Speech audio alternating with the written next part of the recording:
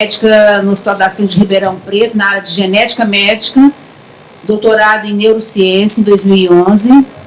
Atualmente é médico do setor de neurogenética do Hospital das Clínicas de Ribeirão Preto, ligado à Faculdade de Medicina da USP de Ribeirão, entre outros tantos títulos. Eu já gostaria muito de agradecer a disponibilidade do Dr. Charles, de mesmo distante, dentro de um congresso onde ele está trabalhando de maneira efetiva, né, conhecendo e trazendo novos conhecimentos para nós aqui, novas alternativas, etc. Se dispôs, né, a fazer esse vídeo para a gente, que eu acho que agora já está no ponto. Podemos?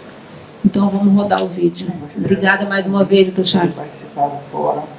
Infelizmente não estou aí fisicamente com vocês, mas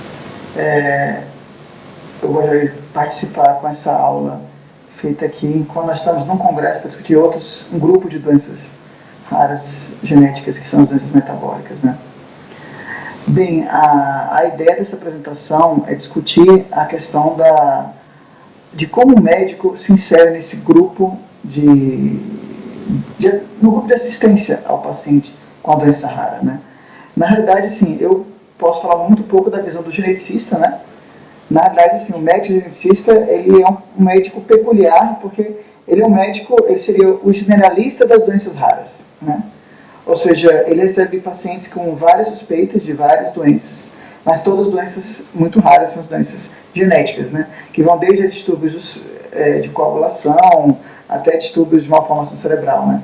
Então, na realidade, toda vez que vem uma criança com uma situação peculiar, né, como, vamos supor, se o caso do Benjamin Button fosse real, aliás, existem síndromes progeroides, realmente, de envelhecimento do bebê, né? Então, a história do Benjamin Button talvez não seja tão fantasiosa assim. E, na verdade, esse seria um dos casos que iria parar, com certeza, na mão do geneticista. Ou seja, muitos geneticistas são os casos estranhos, peculiares, né? Ou raros, né? De vez em quando o pessoal chama, acho que eu vi um paciente com a sua cara, né? Nunca vai ser uma coisa, digamos, tranquila, de se dizer. Só que muitas vezes não é o paciente peculiar, mas é o paciente difícil. Aquele paciente já passou por vários especialistas e ainda não tem um diagnóstico, né? Então aí é a vez que o geneticista ele fica um pouco meio Dr. House, para poder encontrar e dar esse diagnóstico. Agora a diferença é o que o Dr. House faz em cada episódio. Eu fico imaginando a quantidade de dinheiro que ele gasta em cada episódio, porque realmente ele faz muita coisa.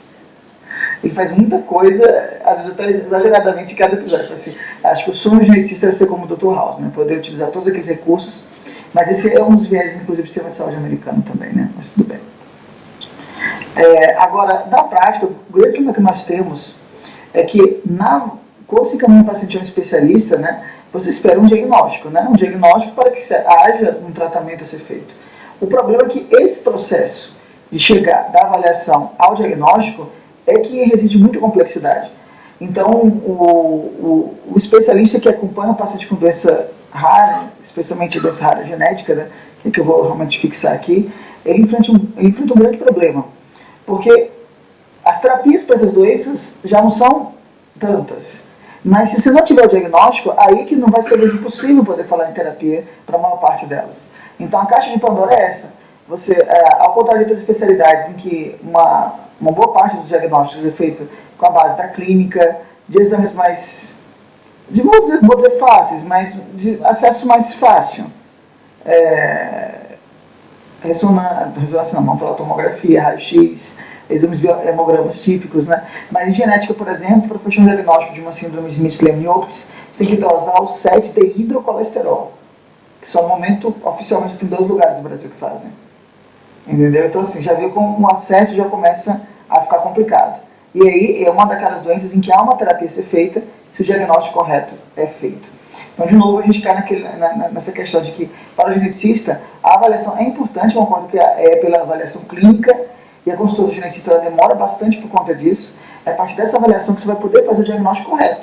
Mas, infelizmente, nem sempre isso vai ser possível no contexto atual de acesso ao diagnóstico. E muitas vezes, como nós vamos ver aqui adiante, nem sempre o diagnóstico correto vai também se traduzir no tratamento correto. Até se o tratamento é disponível ou não é disponível. Então, boa parte do geneticista ele é visto como um médico que vai fazer ciência, né? Ou um médico que vai, digamos, ver o DNA. Adoro essa parte de ver o DNA. Até hoje eu não consegui ver o DNA. Eu estou só na busca dos diagnósticos. ou aquele clínico das crianças ou dos pacientes com doenças raras, o que também não deixa de ser uma verdade, certo? Ou aquele que, digamos, maneja uma equipe interdisciplinar de acompanhamento ao paciente com doença rara. Na realidade, isso acontece também uma parte das vezes. O médico tem que fazer esse manejo, tem que estar no telefone, tem que ver a parte burocrática, tem que se preocupar com o diagnóstico. Você gosta de ser uma mulher olhando o sangue, tentando imaginar o diagnóstico da pessoa. Ou, na realidade, ele vai fazer um papel de aconselhamento genético, ou seja, já trazem um diagnóstico para ele e ele vai apenas falar do aconselhamento. Na prática também isso acontece. Na prática, manda para o aconselhamento genético, mas não há o diagnóstico confirmado ainda. Então o médico geneticista tem que tentar descobrir qual é o diagnóstico para poder ver se ele pode fazer alguma coisa, se ele pode ajudar de alguma forma aquele paciente. E o médico, digamos, tenta combinar ciência com pesquisa, que na verdade o geneticista ele tem que estudar, né? Ele tem que descobrir, o bom geneticista tem que ir atrás de diagnósticos. O problema é que às vezes ele é massacrado pela falta de tempo, pela falta de acesso, e isso estimula bastante, já que a ideia é poder você tentar ter as ferramentas para fazer o diagnóstico correto, mas as ferramentas não são possíveis, muito do trabalho que ele pode oferecer fica incapacitado. Então, eu acho que às vezes a visão que se tem do geneticista acaba sendo a do meu amigo meu doidinho aqui, né? Ou que a gente vive como num episódio do Arquivo X, entendeu? Você entra na genética, coisas raras acontecem, fenômenos, né? Na verdade eu gosto de desmitificar um pouco isso. O geneticista trabalha com qualquer outro clínico, mas a verdade é que não há tantos geneticistas assim. E se ele for partir para o campo mesmo da frente de batalha, a maior parte das vezes quem vai estar cuidando do paciente com doença rara não vai ser o geneticista, mas vai ser um generalista. E muitas vezes é o generalista que, digamos, sofre dos mesmos problemas do geneticista sem ter a base do geneticista, ou seja, ele sofre muito mais. Então, na prática, assim, o clínico que acompanha esses pacientes, ou que tem o primeiro atendimento deles, está vitimado pelo excesso de trabalho, por consultas muito rápidas, e já viu que já para o geneticista a consulta já não é rápida, imagine para o especialista que precisa tentar ver como é que ele vai desalinhar aquele caso, né? E ele precisa ter tempo para revisar a literatura, pelo menos saber o que ele está avaliando. E a formação da genética no Brasil está muito ruim, mesmo para o generalista, né? Muitas escolas estão tirando a genética do currículo, genética médica, muitas têm genética molecular, que não adianta muito para o médico, né? Então até o conhecimento de doenças, de síndromes que eram mais comuns no passado, hoje está desaparecendo também. E mesmo assim, para esse médico que está na frente de batalha, que já não tem especialidade, já não tem aquela formação no seu currículo, ele ainda tem um problema de acesso diagnóstico, paciente com doenças complexas, necessitando de uma equipe multi-interdisciplinar. E para piorar ainda, há o problema com follow-up, com exames e terapias que muitas vezes não são cobertas, né? Ou seja, depois que ele batalha para poder chegar ao diagnóstico daquele paciente, luta, faz contato com vários colegas, às vezes esse diagnóstico não vai se reverter em possibilidade de terapia para esses pacientes, o que também é frustrante para o clínico acompanhar esses pacientes. Para poder ilustrar um pouco isso, eu vou contar a história do nosso paciente aqui, né, o Miguelzinho. Miguel foi um paciente que chegou a fazer o teste do pezinho. Ele fez um teste do pezinho plus, né, embora a família não entendesse muito bem por que era o teste do pezinho plus, e acabou lhe dando o diagnóstico da síndrome da urina do xarope do Borto, né. Na verdade, nesse ponto onde ele não tinha diagnóstico, o teste do pezinho veio alterado, mas infelizmente os clínicos que avaliaram não entenderam essa alteração. Até porque a alteração vinha assim: aumento da banda de leucina e valina. E era uma notinha no final do teste. Ou seja, ele sugeriu uma recoleta, mas não pareceu nada alarmante ou nada relevante. E o menino estava evoluindo com dificuldade de ganho de peso, vômitos e um quadro neurológico, como você vai ver aqui. Ele estava bastante hipotônico já nesse ponto. E aí, rapaz, como é que tá? Não, olha pra cá, olha pra cá. Nesse ponto já começou o tratamento, ele já está melhor. Porque ele estava, na realidade, em UTI aqui, já. Ó. Miguel, olha aqui, ó. Aqui, ó. O triste é saber que, em tese, esse menino deveria ter ficado normal, né? Em tese, se a roda diagnóstica e o acesso ao tratamento tivessem sido feitos em tempo urgente, isso não estaria saudável. Aí o pezinho, faz o pezinho aqui. Como é que tá o pezinho?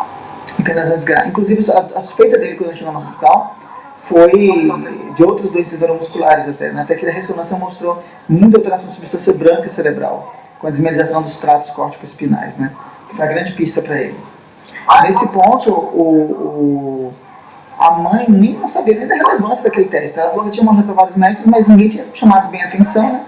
Foi aí que ela me mostrou. Na hora que eu vi o teste e que eu vi que tinha aumento dessa banda, obviamente acabou juntando os fatos que a suspeita era doença da leucoxenópia do bordo. O problema é que o teste que foi feito com ele foi um teste que é chamado cromatografia em camada fina, e você vê esse aumento dessa banda aqui, que sinceramente é uma coisa meio específica, por isso que ele mandava recoletar para fazer o teste quantitativo. Esse é o grande problema. Ou seja, na realidade, esse já não é um teste bom, mas era o teste que era oferecido nesse tal do teste pezinho plus, né?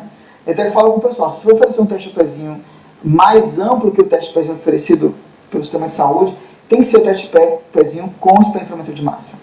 Foi justamente o que a gente acabou fazendo uma espectrometria de massa para ver os aminoácidos dele, né? Que é feito nesse aparelho aqui. Detalhe, público mesmo, esse aparelho só tem em Porto Alegre, via sistema de saúde, né? Via a HCPA, que atualmente está tendo até que cobrar esse teste mesmo sobre setores públicos, né? Existe um aparelho no SARA, mas isso é só para a rede SARA, né?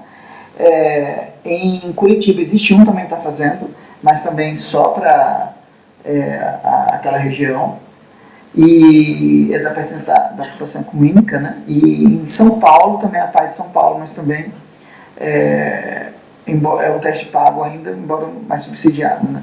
Fora isso, você tem alguns laboratórios que têm um aparelho particular que oferece como DLE, só que assim, o grande problema é que assim, esse deveria ser o teste correto para pegar essa doença. Então, infelizmente, claro, a pessoa que laudou o primeiro teste também não mostrou a urgência que deveria ter sido feito. Mas também o clínico, pelo aquele resultado, também não soube interpretar aquilo ali, porque ele não foi preparado para aquilo. Ou seja, você está vendo como pequenos fatos, e na verdade até esse ponto, eu tinha feito uma série de exames no nosso hospital que poderiam ter sido evitados se aquele primeiro exame dele tivesse sido analisado, pelo menos mostrado para a gente. Engraçado que até o residente anotou aquele resultado na página, mas ficou lá perdido. A pessoa não soube valorizar aquilo ali. Foi na hora que a mãe me reapresentou o teste do pezinho, porque ela sabia que tinha dado alguma coisa, mas não era alguma coisa ao mesmo tempo, né? O médico falou que não era nada importante. E aí, após o diagnóstico, o que nós temos? Uma doença que você tem que ter o acesso ao tratamento não é fácil, né? Você tem que fazer uso de uma fórmula especial. Teria que entrar com ação judicial, inicialmente feita pela prefeitura. O hospital não tinha como comprar esse leite para esse menino, essa fórmula especial. A gente conseguiu doação e fomos tentando manejar, só que assim, uma lata pode custar de 700 até 800 reais, né? E ele acabava consumindo quase uma lata a cada uma semana, a cada 10 dias, né? Então assim, foi uma luta mesmo para manter isso daí, até ele conseguir. Então fique imaginando, nos Estados Unidos, na Europa, essa doença ela é pega pelo teste do pezinho ampliado. Em Portugal isso acontece. Os pacientes são tratados desde a primeira semana de vida. Hoje já tem experiência com pacientes que estão na idade adulta sendo tratados com essa doença. Não é? E agora a questão já é outra. Já são as mulheres que estão em idade fértil, que estão começando a engravidar com essa doença. Como acompanhar a gravidez? Enquanto aqui, infelizmente, temos o Miguel, que vai ficar sequelado, infelizmente, o resto da vida. Salvamos a vida dele, mas infelizmente ele vai ter sequelas irreversíveis. Agora eu pergunto também para o Estado, quanto custará essa criança? Em termos de reabilitação, de cuidados especiais, ele tem que usar uma gastrostomia também. Será que o tratamento precoce não valeria isso daí? Será que eu tenho um meio de acesso ao diagnóstico, que é o espectrômetro de massa, que pudesse ser um em cada estado, não poderia ter mudado isso daí publicamente? São coisas para a gente poder pensar também, certo? E também, claro, a questão de educação também, né? Se os médicos tivessem visto aquele primeiro resultado, soubessem do que significava aquilo ali, uma aula simples de erros no metabolismo dada na graduação poderia ter chamado a atenção deles. E é claro, se o sistema de saúde como um todo sofre quando você tem crise econômica, o tratamento de doenças raras ainda sofre mais ainda, né? Essa capa do Economist mostra muito bem como a caótica situação econômica acabou levando também a um revertério na questão das doenças raras no Brasil, né? E no momento em que falta esse apoio, digamos, mais oficial do sistema de saúde, a gente acaba se organizando em forma de redes, né? Muitas dessas redes, né, como a rede NPC, a rede DLD, a rede NPS, são frutos de uma parceria com a iniciativa privada também. A outra rede aí tem apoio também do CNPq, através de alguns projetos de pesquisa, como a gente chama do Boa. A rede genética tinha um apoio da FAPERGS, né, mas agora infelizmente acabou e infelizmente a rede genética acabou também, que era uma forma de a gente conseguir possibilitar o acesso a esses testes por meio de organização de oferecimento de serviços, né? Era uma possibilidade que a gente estava oferecendo. Só que essas redes são feitas muito na base do esforço de cada grupo e também no apoio de verbas de pesquisa e também com auxílio da iniciativa privada. Mas se uma dessas bases sai, como aconteceu com a genética, né, entra em colapso, porque não tem outra forma de se manter, de se gerir. Eu acredito que esse sistema de redes é um sistema eficiente, que você consegue também até agrupar dados também para estudos epidemiológicos, mas precisa ter um aporte independente também de recursos, para poder, porque essas redes não só oferecem tratamento, oferecem os elementos do diagnóstico, como também podem orientar o clínico sobre que testes serem pedidos também. Infelizmente eu mostrei que as duas redes caíram, porque a rede EN também começou a cobrar os testes, né? Antes tinha uma cota, agora está tentando racionalizar um pouco mais, mas agora tiveram que cobrar realmente. Então várias crianças tiveram seu diagnóstico porque o hospital não pagaria e os médicos também não teriam condição de pagar de cada criança que precisasse de diagnóstico. Uma situação complicada essa também.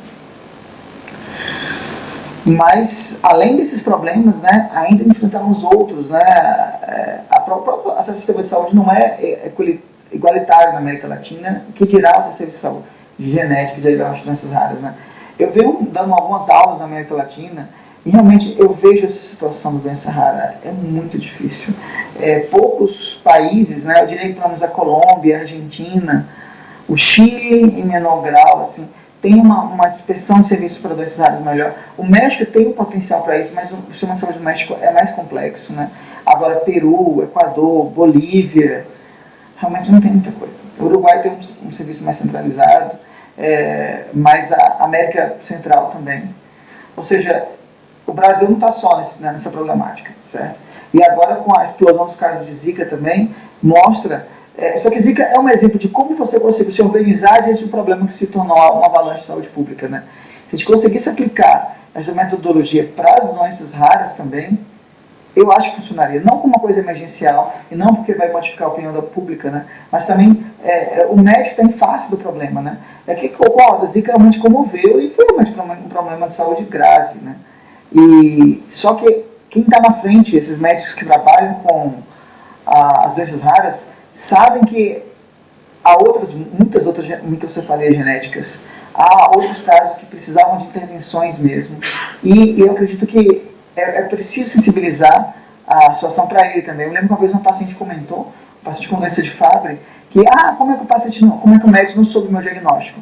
E eu fui explicar para ela que na verdade os médicos não veem nem sobre doença de Fabry na graduação, e que na verdade há mil e uma causas de AVC. Como é que ele poderia pensar numa doença mais rara? Certo? Então, é uma coisa também que para muitos clínicos o acesso ao conhecimento também é uma barreira. Porque a gente tem que tentar ultrapassar essas barreiras, né?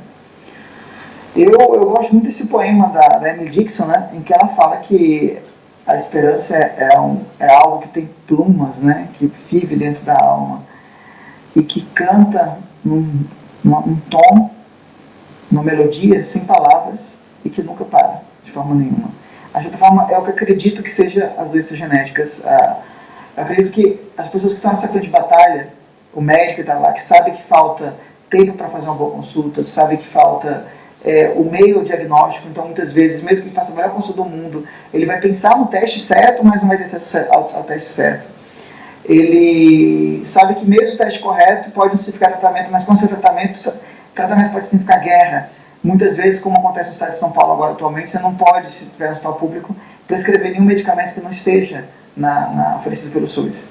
E isso gera um outro conflito interno também, né? Ou seja, você conseguiu chegar ao diagnóstico, conseguiu dar a resposta àquela família, mas você não consegue prescrever o tratamento, por questões também da política. Então, eu acredito que o médico que está nessa frente de batalha, daí o título dessa apresentação, ele tem uma fé cega, né? Mas nem sempre ele consegue ter as armas necessárias, a faca amolada, para poder, de fato, transformar a vida desses pacientes, né?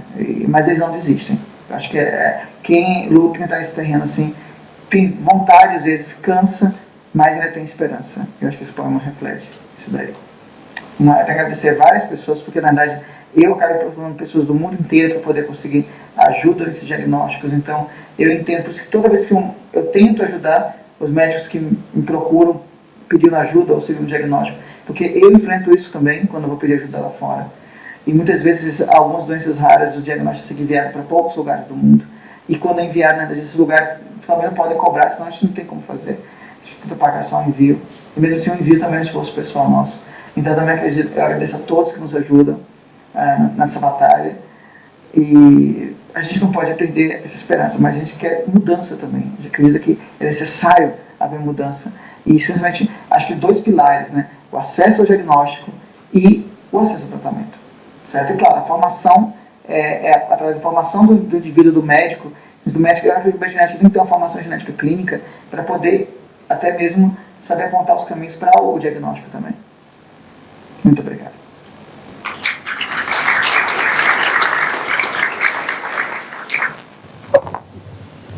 Bom, Dr. Charles vai receber o certificado pelo correio. Mais uma vez agradecendo a disponibilidade de todos, cumprimento de prazo rigoroso. E agora nós estamos já realmente com problema de prazo. Eu vou abrir, eu acho que para 2 perguntas só, que a gente consegue suportar aqui, para que a gente então encaminhe para os encerramentos. Por favor. Da mesma maneira, os microfones estão disponíveis. Boa tarde a todos. Eu vou fazer a pergunta, mas eu vou fazer um comentário. Primeiro, dizer que excelente o vídeo de hoje, né? Parabenizando os organizadores, as pessoas que estiveram ali à frente fazendo palestras. E deixaram números impressionantes, né? 13 milhões de pessoas doentes no Brasil, 241 genetistas. Outros números nos impressionou muito. Uma conversa com a professora Clarice, eu fui ler um pouco sobre doenças raras e escrevi um texto que foi publicado no Jornal Povo no ano passado, no Ceará. Ela chama Antônio Conselheiro das Doenças Raras. Antônio Conselheiro é um sertanejo, né, da Bahia, nasceu em Quixeramobim, no Ceará, e levou para Monte Santo, lá na Bahia, milhares de sertanejos, né, durante a seca de 1877. E lá ocorreu a Guerra de Canudos. A Guerra de Canudos é contada em 3 livros, né? Um de Euclides da Cunha, que todo mundo conhece, Os Sertões. Depois tem um chamado A Guerra do Fim do Mundo, aqui do peruano Mário Vargas Llosa. E tem um também de um húngaro chamado Marai, chama-se Veredicto em Canudos. Então, eles contam a história do Antônio Conselheiro, né? Que é um cearense que foi lá para Canudos e levou milhares de sertanejos. E lá eles ficaram em Monte Santo. Hoje Monte Santo tem 52 mil habitantes. E Monte Santo, houve uma convergência naquela época de muitos sertanejos que procuravam milagres com o Antônio Conselheiro. Doentes, né? E foram lá e se casaram entre si, aquelas famílias que eram parentes se casaram e formaram aquela comunidade lá, né? Casamentos endogâmicos, e formaram um nicho, né? Fomentaram um nicho de doenças raras. Só lá fui pesquisador da Bahia, diagnosticaram 13 pacientes com mucopolissacaridose, que é, em termos estatísticos, 240 vezes mais a média nacional, né? 84 com perda de visão, de audição, 12 com hipotireoidismo congênito, quer dizer, um nicho de doenças raras que surgiu a partir do evento, do episódio de Canudos, da Guerra de Canudos, do Conselheiro. É um fato histórico interessante, né? Que deve ser tirado desse episódio. Eu achei que, na minha idade, gosto muito de história e, portanto, eu escrevi um texto sobre isso e era isso que eu queria comentar com vocês sobre esse aspecto histórico relacionado com as doenças raras. Por fim, dar parabéns a todos e aos organizadores e aos palestrantes desse evento.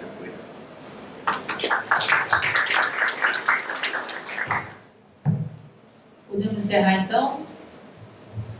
Eu agradeço então ao Tony e à doutora Gisele, ao doutor Charles. Eu dou por encerrada essa mesa e chamo o doutor Vital para fazer os encaminhamentos de encerramento oficial. Muito obrigado pela presença de todos e muito obrigado, doutor Vital, mais uma vez pela realização do evento.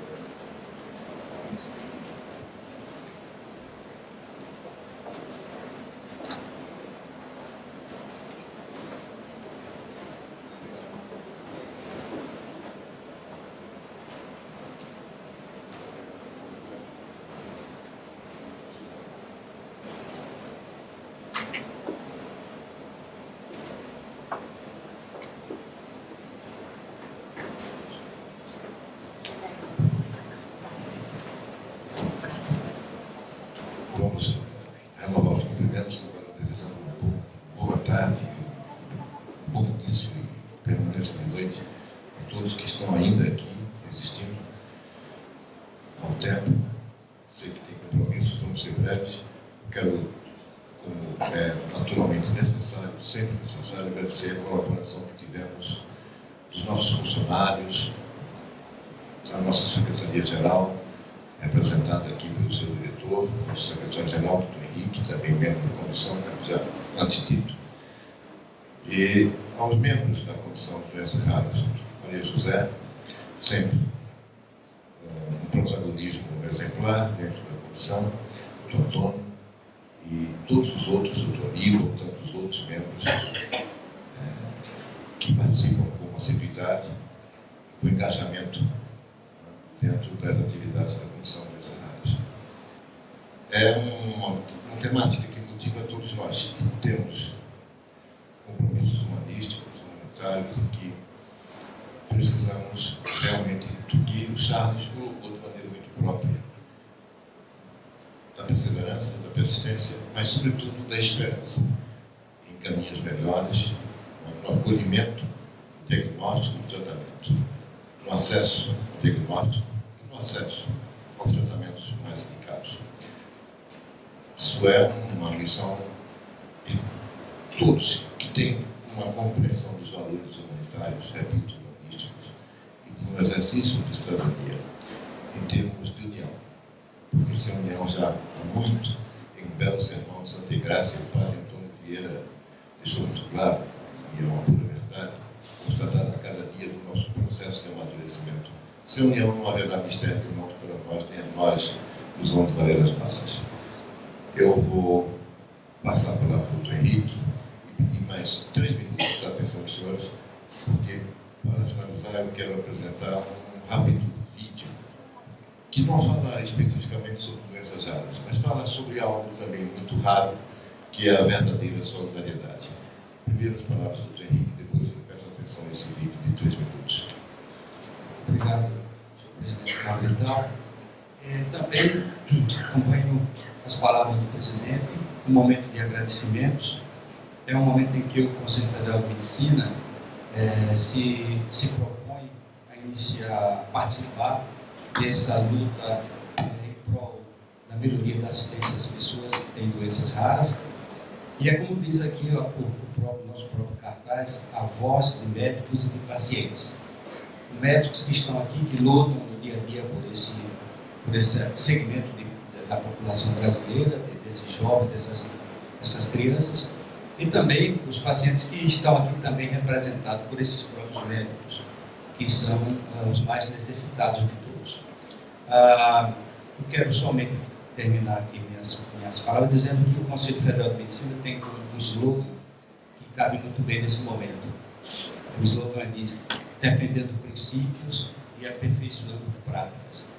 Acredito que é esse o caminho que nós nos propomos a seguir em frente quando as palavras aqui foram ditas com tanta força, com tanto significado, esperança, mudanças, e é isso que nós nos sentimos prestigiados com a presença dos senhores todos aqui, das senhoras, e certamente temos um material suficiente para posteriormente elaborarmos um documento que a gente vai levar para a nossa Câmara de Doenças Raras e, enfim, elaborar um documento.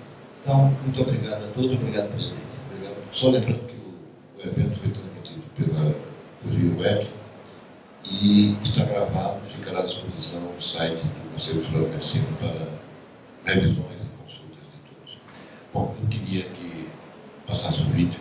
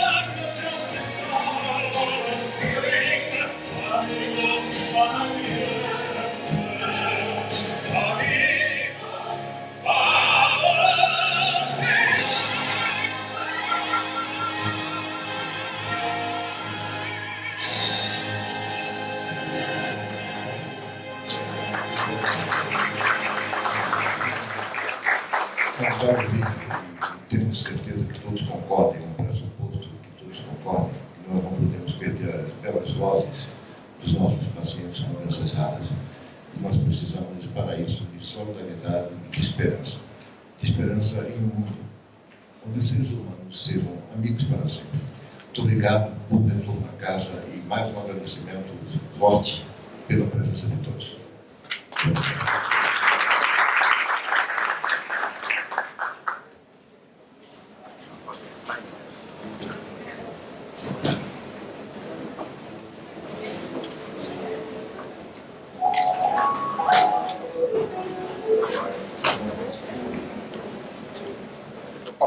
Obrigado.